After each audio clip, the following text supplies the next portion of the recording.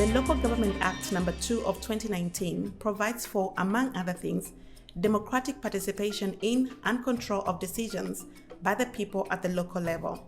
Today we feature Rodney Sikumba, a name and personality many people in Livingstone do know. Thank you very much for joining us. Well, thank you very much for inviting me, and I look forward to the interview. I just mentioned that a lot of people do know you already in Livingstone, but no harm getting to know a bit more about you. Oh, okay, interesting. Well, my name is Rodney Sikumba. I'm son of a soil, bred in Livingstone, and I went to school in Livingstone, primary school at Zambezi Primary School. Then I advanced to go to St. Raphael's for my secondary education. Afterwards, I moved from St. Raphael's. Then I went to the University of Zambia to study for my BA, which took me a 4-year. It was a 4-year program, and eventually, after my graduation, then I moved to a job. In Livingstone? No, just to give you a bit of a background of my corporate career. So like I mentioned, immediately after graduation in 2004, I joined professional insurance as a graduate trainee.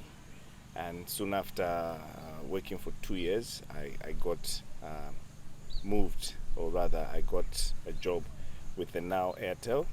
Then it was called Celtel. Celtel. It was called Celtel as a corporate. That's way back, yeah. That's way back. And I was a corporate sales executive in that organization, where I diligently worked for 8 years. And then within the space of Celtel in 2011, I thought I should advance my education.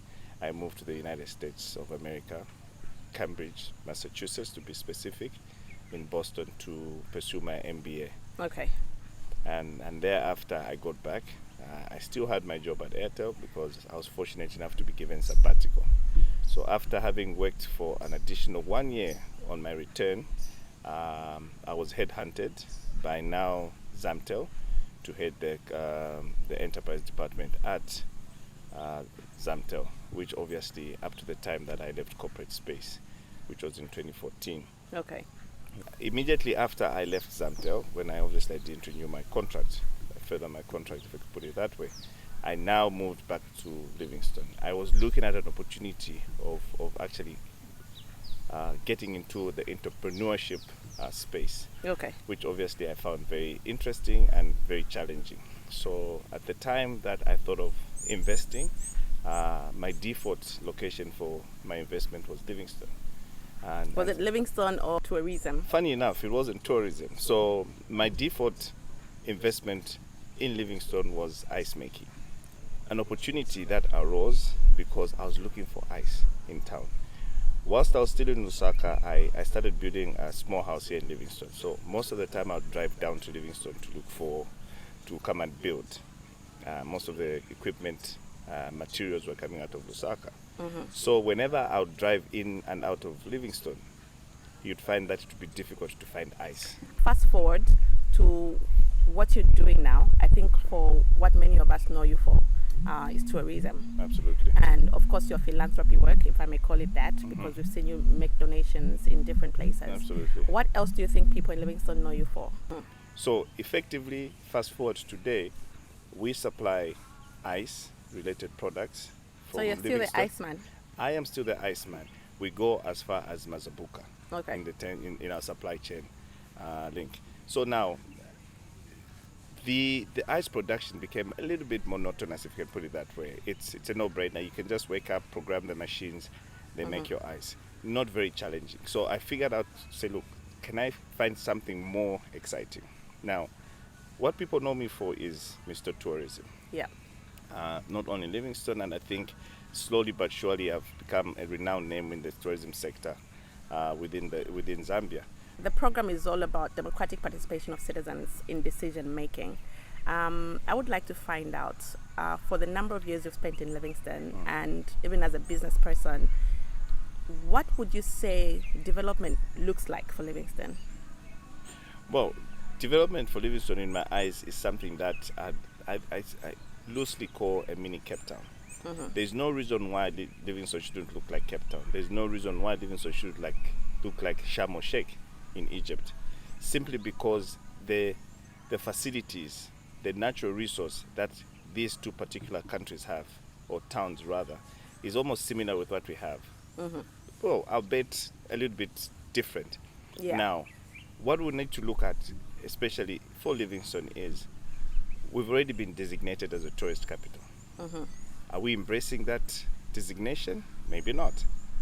What should we do? That's rich, especially coming from you as LTA chairperson, that is not being embraced enough. Yeah.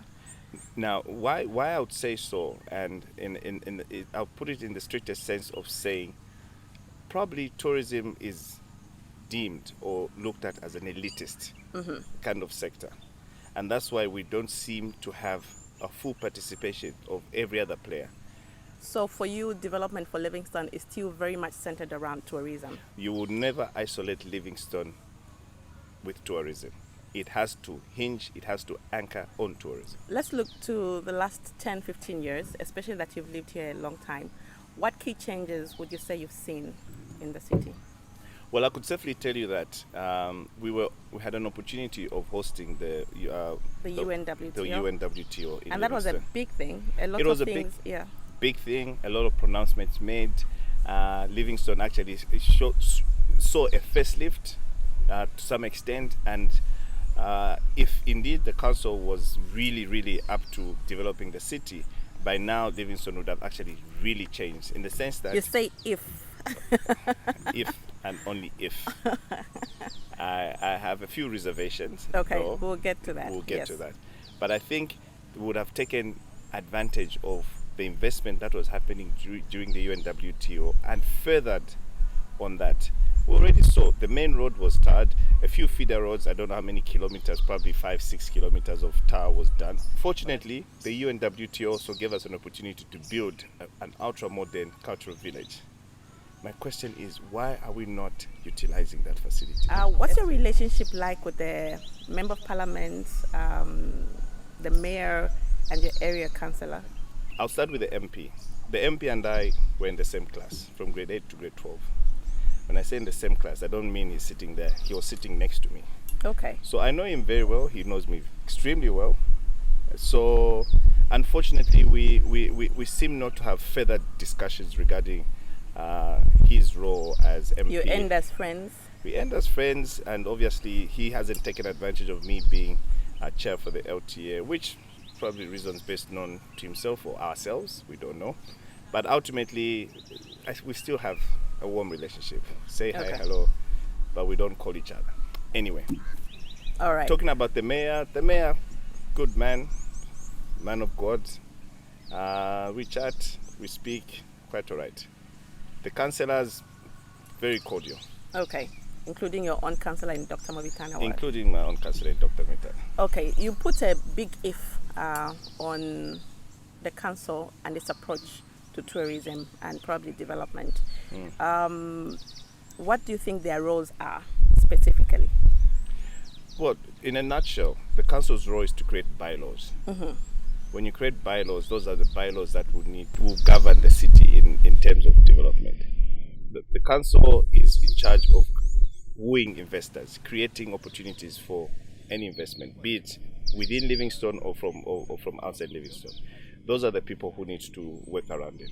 The council is supposed to provide facilities for its citizens. How do they provide facilities for its citizens? It's because they collect land rates.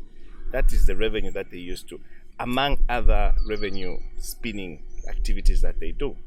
So the role of the council is very, very simple, and if embraced, this city can actually change complexion. And for the MP, what's his role? You see, now the MP sits in the House of Lords. The MP is the one person who now speaks to the mayor, speaks to the councillors, obviously from this Livingstone constituency, and understand what their needs are. There's a certain limit that the council will go in creating their bylaws. Then, should they hit a brick wall, which requires that a law be amended, that's where the councillor, that's where the Member of Parliament comes in. Now, you'd say, okay, but he's just a Member of Parliament. No. I'm sure you've heard of what they call a private member motion bill. Yes. You need to coerce other parliamentarians to support your bill. because whatever challenge you're going through is not only unique to you. Yeah.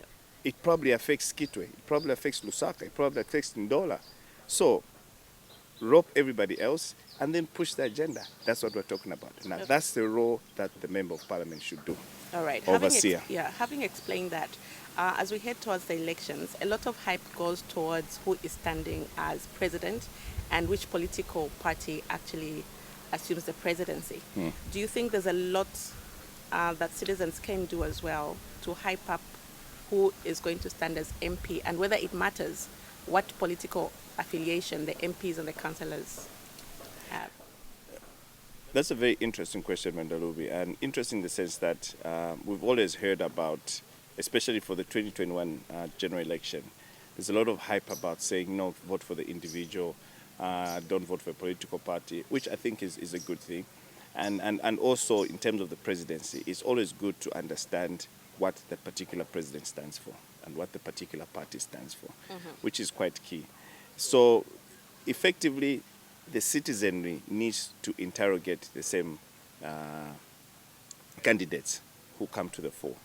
We shouldn't create this popularist vibe about how many funerals the person has attended. Personally, I help so many times funerals. Am I going to start taking pictures to say I was at a funeral? No, I'm not going to take advantage of the dead. My role is to assist the living. And the living is you are living, you are grieved. So when you're grieved, you come for assistance, we help in however way possible. But to take advantage, to say, okay, fine, I'm looking for a funeral so that I go show face, that's not fair. Personally, I think it's disrespectful. You shouldn't even assist quietly. I will go out, I will blow my horn if I come to Mwendalubi and say, look, Mwendalubi, I'm giving you 5,000 kwacha so that you further your education. I'm giving you 10,000 kwacha so that you get capital for X. That's what we're talking about. I'll be happy. And I want the rest of the world to know, to say, this is what I've done for this particular individual or grouping. A lot of politicians that are in office that I've spoken to, when questioned about how they involve their citizens, they said there's very poor participation of citizens after casting their ballots. What can change that? I think what is very important, from my understanding is, and what I've noticed also, is most politicians have a selfish motive. Once I get elected, I'm done. You know, you work so hard during the campaign, but once you're elected, then you're done, which I think is very unfair. Each particular ward has got their different needs. Understand them. Now, the challenge that is there is because everybody wants to work in a silo. So they've got all different agendas. There's never harmony. People don't create this synergy to say, this is how we're going to develop. For Livingstone, for instance, Livingstone has part rural, part urban. So in the sense of priority, definitely you might want to prioritize the rural, if at all there's any funds available for development. And that's what we're talking about. That is exactly how you need to do it. So in the sense of having to increase participation from the locals or the electorate or the citizens themselves, it's very important that you take a deliberate move to actually get to meet with them. When we were growing up, we used to have what is called the warfare. The warfare hose. What do they used to do? Call for town hall meetings. Have a town hall meeting. Understand. You don't have to call the entire city. There's representatives in all those wards. Let them give you an idea, a semblance of what they see development in their ward in their eyes. Once you get that, then you interrogate it with your councillors and the mayor. And when you reach a consensus, that's what now moves now to the House of Lords, if it needs to move to Parliament. If it doesn't, then we tell the chief executive of the council, who is the town clerk, and his team, his or her team, to manage whatever has been agreed. If they choose not to work with us, then we'll figure out a way on how to get rid of them. Okay. Just out of interest, have you ever attended any ward development committee, district development committee, any sort of formal decision-making platform at the local government level? I have plenty of them. What was your experience? Well, again, it's about who speaks the loudest. That is where decisions are purely based on who speaks the loudest, rather than having scientific approach to understanding what the needs are.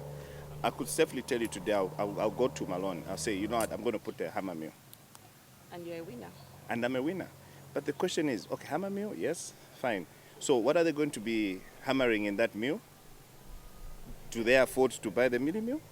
Or is it the maize to mill? No.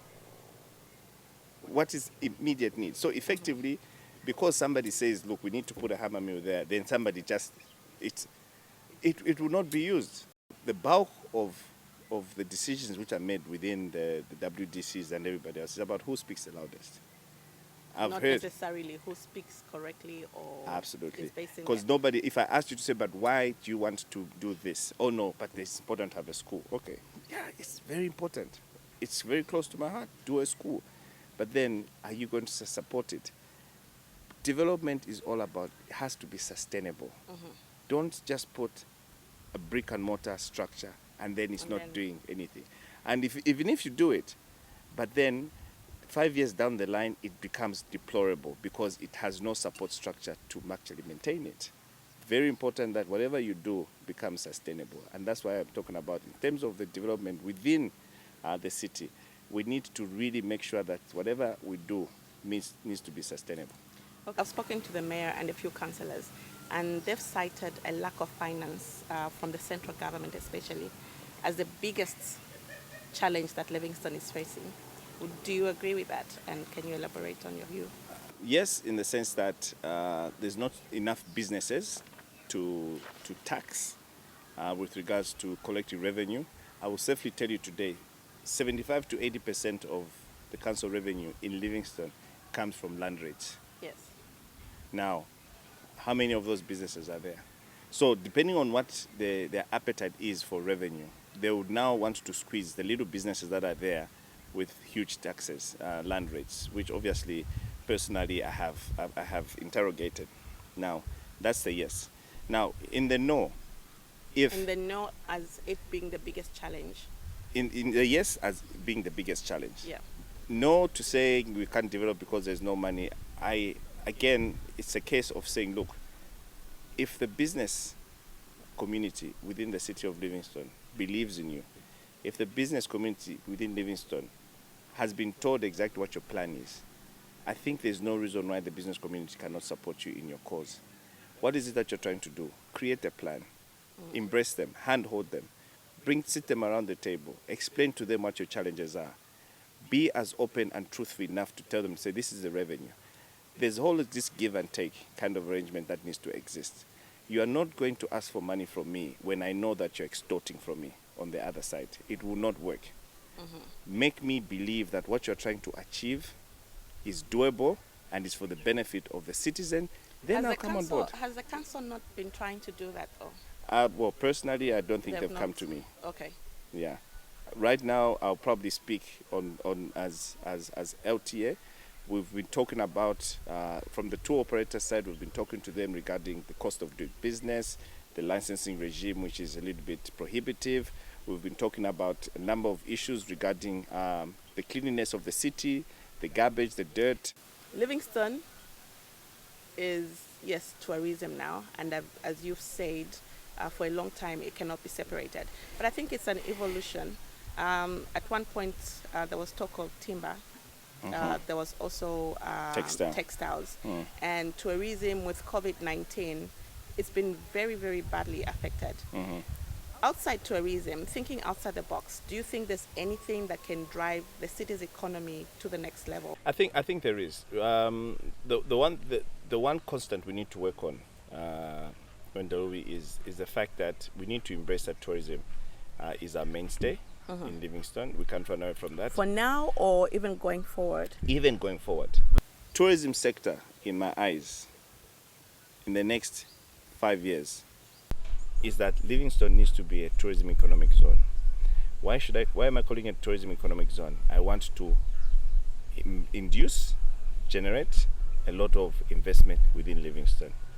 There was a document, which obviously I will share with you at some point, where we were looking at extending Livingstone through the Kazungula Road, Nakatindi Road, or this way, and go it through this way. people within the various ministries were engaged. Local government, Minister of Tourism, Minister of Finance, and everybody else. And that's what we're looking at. Now, why we're talking about growing it, in the sense that we need to start increasing the length of stay of visitors. People come to Livingstone to see the Victoria Falls. And what there's next? There's nothing much else. Absolutely. Yes. So we're saying we need to create more activities. We need to change the product offering that Livingstone has.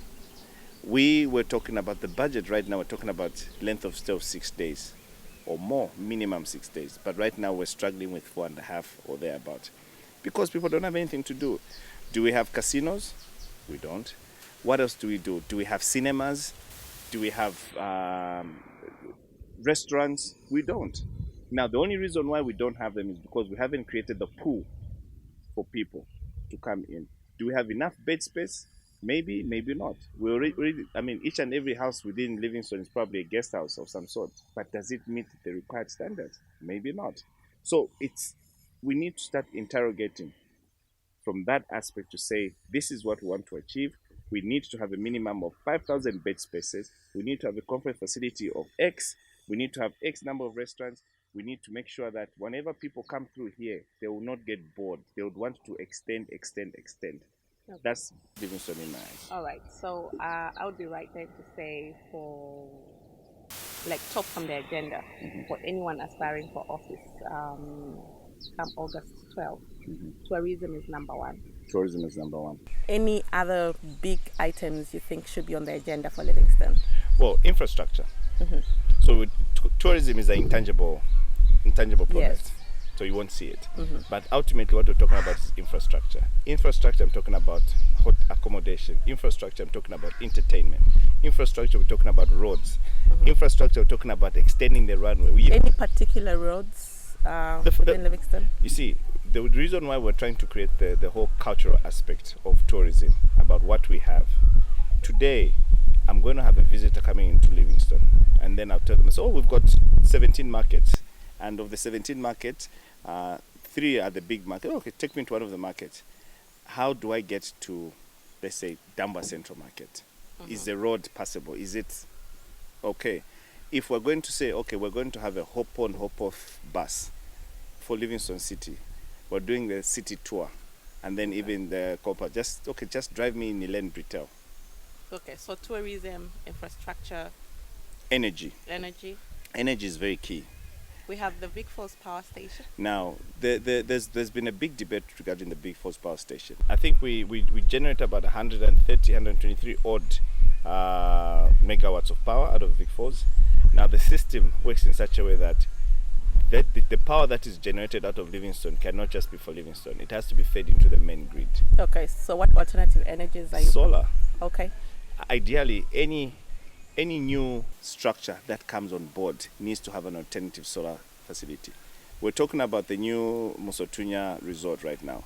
Ultimately, they should have a solar system running in their blueprint, in what they're going to construct.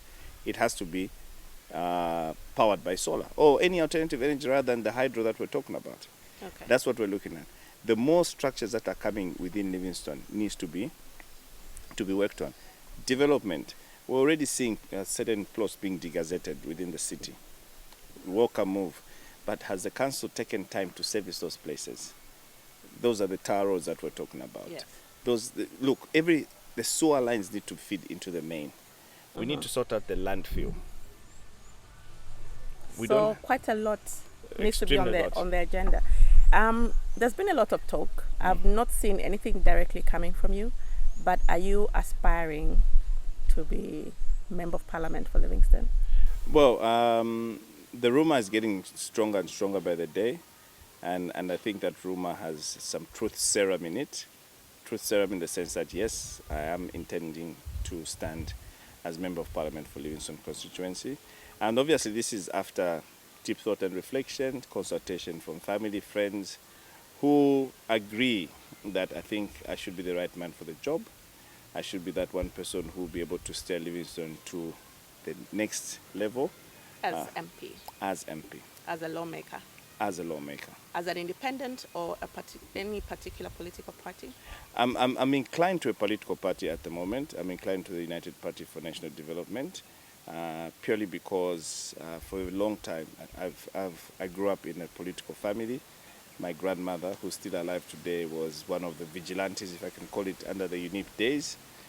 My dad was an independent member, an independent ward councillor for Dr. Vitana Ward, and I could safely tell you today that when he died in 2001, he was actually being earmarked to stand under the UPND. And as fate may have it, 20 years later, the son is vying for the same position and the same political party. Who would have thought? We wish you luck, and I think we'll expand on your intentions in another discussion. Okay, great. So between now and August, there's going to be a lot of campaigns, and yes, people will make their choices. But in between the election periods, what would you have to say about people's participation in determining the pace of development of service provision in their localities? Well, I guess during the campaigns, what will be very important, obviously, from us aspiring candidates, personally for me, is to really give them the listening ear. Understand exactly what challenges they're going through, what are the quick wins, what are more the long-term projects that need to be worked on, and then be able to now deliver for them. And I think what is more important, and what I've already gathered now, is that the citizenry lack the platform to air out their views. We're in a digital world, they call it the Internet of Things. Obviously we need to use those platforms, especially that we're in a COVID environment, but we do understand that certain people will not have access to those facilities of the internet. So there's so many ways you could submit proposals through your various leaders, who will eventually forward them to me.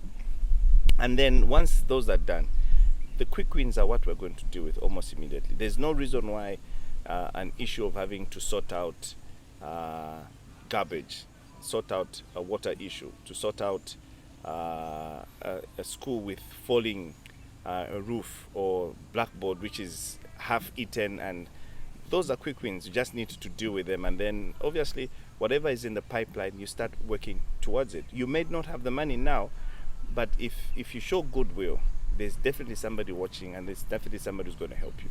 All right, thank you. Anything else you'd like to say? Well, I think Livingstone is our city. I mean well for the city of Livingstone. I've born bred here. I know it like the back of my head, or is it my hand rather.